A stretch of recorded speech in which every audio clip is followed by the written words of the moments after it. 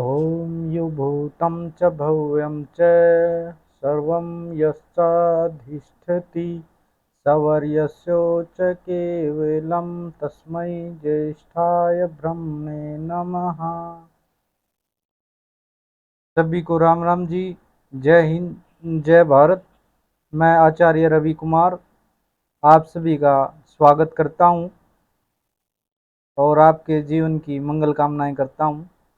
तो दोस्तों, दिन में हमें नेक्स्ट पॉडकास्ट बनाने की तैयारी कर रहे थे, लेकिन टेक्निकल इश्यू और समय के प्रबंधन के कारण नहीं हो पाया। तो एक बार फिर से लाइव आने की ट्राई की है और आज हम एक छोटी सी स्टोरी बोल लो या आपको डिफरेंस बताएंगे कलयुग और सतयुग में, मेन डिफरेंस।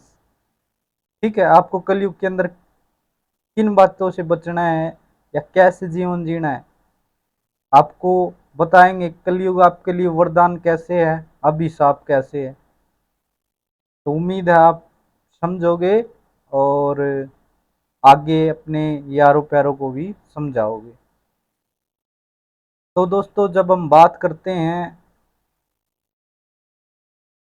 युग की, तो युगों, चार युगों के अंदर ब्रह्मा ने जो डिस्ट्रीब्यूशन है पृथ्वी का, वो डिवाइड कर रखा है। काल बोलो या समय बोलो, वो डिस्ट्रीब्यूट कर रखा है। तो उसी के अंदर वही सतयुग सभी को पता है, द्वापर युग, त्रेता युग और कलयुग, चार युग आ जाते हैं। ठीक है,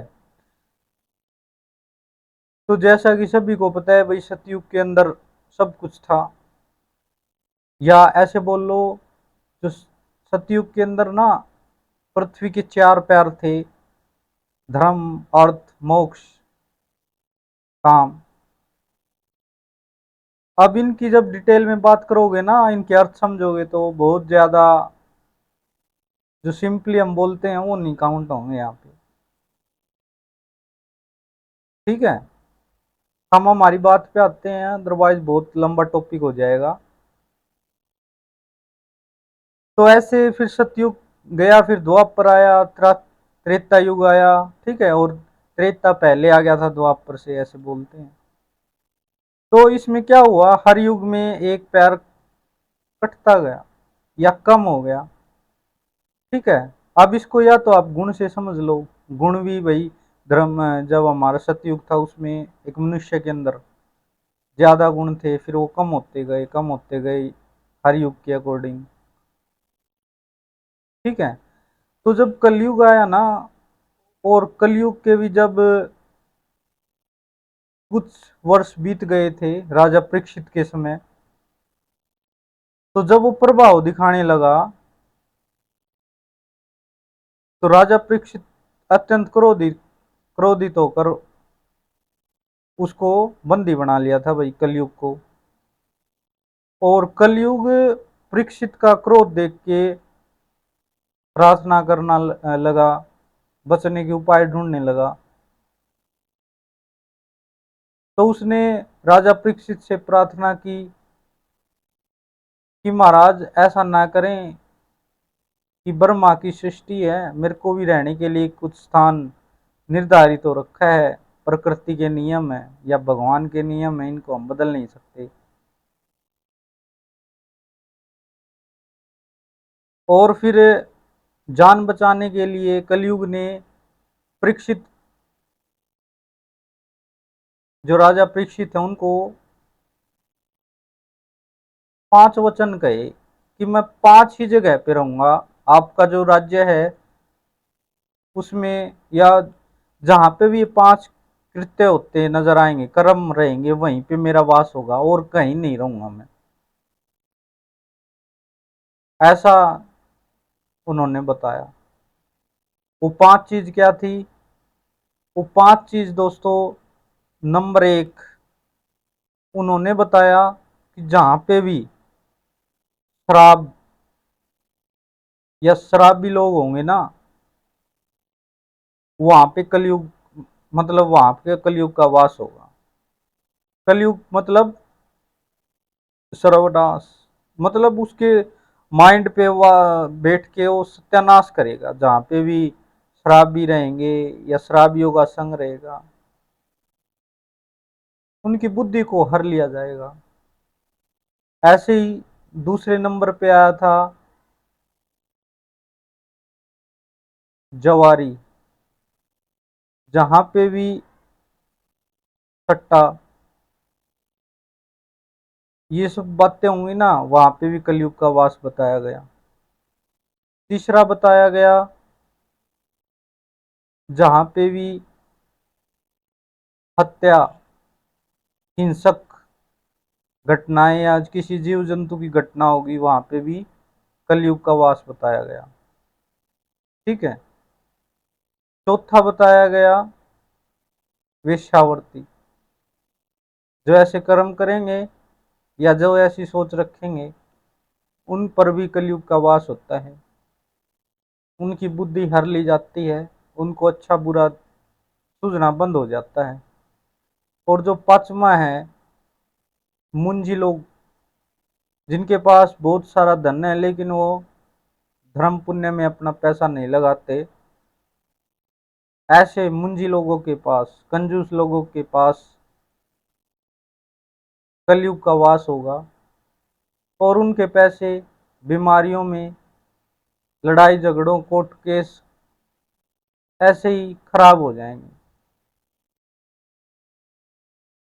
तो जहां पे भी पांच कृत्य हैं, पांच कर्म हैं, जो लोग इनसे अटैच रहेंगे, इनमें इन्वॉल्व रहेंगे, उनकी बुद्धि सदमार्ग पे नहीं लग सकती, उनका विवेक जागृत नहीं होगा। ऐसे लोगों का आप सत्संग करोगे तब भी आप सही मार्ग पे नहीं चल सकते। इसलिए आपको इन पांच कर्मों से बचना है। ये पांच कर्म जहां होंगे, वहां कलयुग का वास होगा। वहां जीना नरक के समान है। ये पांच जगह मांगी थी भाई कलयुग ने, और समय के साथ साथ उसका प्रभाव बढ़ता जाएगा, ऐसा समझ कलयुग ने परीक्षित को अपनी बातें बताई। फिर भी परीक्षित का जो गुस्सा था वो शांत नहीं हुआ। फिर कलयुग आगे बोला कि मैं एक मेरे अंदर एक और वरदान है। बोले क्या? कि सतयुग के अंदर कोई भी व्यक्ति पाप कर्म करता था, गलती करता था, तो उसकी सजा पूरे परिवार को, समाज को भुगतनी पड़ती थी। बल्कि जबकि कलयुग में ऐसा नहीं होगा। जो पाप करेगा उसी को सजा मिलेगी, ऐसा परीक्षित ने बताया। तब भी राजा परीक्षित को बताया, तब भी राजा का जो क्रोध है वो शांत नहीं हुआ। तो कलयुग ने एक बार फिर बताया कि मेरे अंदर एक और अच्छी बात है कि सतयुग के अंदर ईश्वर प्राप्ति के लिए, ईश्वर दर्शन के लिए बहुत मेहनत, सालों वर्षों तक तपस्या करनी पड़ती थी। जबकि कलयुग में जो मनुष्य है मेरे को क्षण भर के लिए सच्चे हृदय से याद कर लेगा, मैं उसे प्राप्त हो जाऊंगा। ऐसा कलयुग ने बताया कि जो व्यक्ति क्षण भर, एक क्षण, एक क्षण ये समय की इकाई होती है, जो एक क्षण भगवान को याद कर लेता है कलयुग के अंदर, उनको वो जल्दी मिल जाते हैं। कलयुग के अंदर ये वरदान है, आपका जल्दी विवेक जागृत हो जाएगा, ईश्वर आप प्राप्त कर सकते हो, समझ सकते हो। यही कलयुग का सबसे बड़ा वरदान है। तब जाके राजा परीक्षित का गुस्सा शांत हुआ। और राजा परीक्षित ने पूरे राज्य में ढंढोरा पिटवा दिया कि जो 5 कर्म है वो कोई नहीं करेगा, और लोगों को दान पुण्य धर्म देने की बातें कही। लेकिन समय के साथ साथ बदलाव आते गए, और आज लगभग 5000 साल हो चुके हैं उन बातों को राजा परीक्षित के समय के बाद, और हमें ये प्रत्यक्ष देखने को मिल जाता है।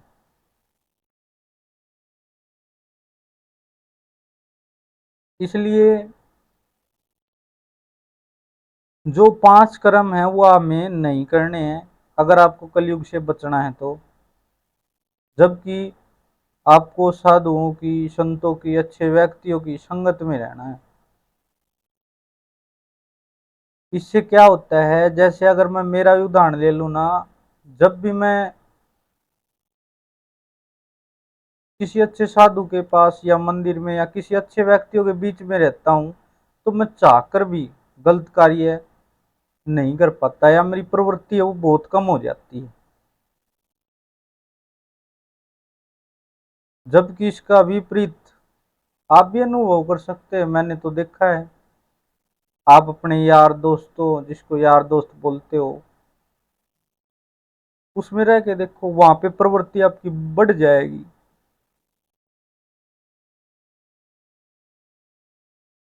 तो ये दोस्तों, सतयुग और कलयुग के बारे में हमने चर्चा की है। उम्मीद है आपको समझ में आई होंगी बातें। क्षण भर आपको भगवान को याद करना है और इन 5 कृत्य से बचना है। आज के लिए ऐसे ही छोटी छोटी आपको आगे कहानियां बताते रहेंगे, ठीक है। और इसका प्रत्यक्ष प्रमाण अगर आप कुंडली में देखो ना, कुंडली में देखने को मिलता है कलयुग में कुंडलियों में क्या प्रभाव आ गया लोगों की। बातें बहुत ज्यादा हैं, मैं हर विषय पे बातें कर सकता हूँ। भगवान ने इतनी विनम्रता प्रदान की है। तो ऐसे ही फिर कभी जब भी किसी विषय में आप चाहते हैं, जानकारी चाहते हैं कोई भी, तो मेरे को बताना, उसी विषय पे हम आगे अपना जो वीडियो है वो कंटिन्यू करेंगे, ठीक है। तो जय हिंद, जय भारत, राम राम।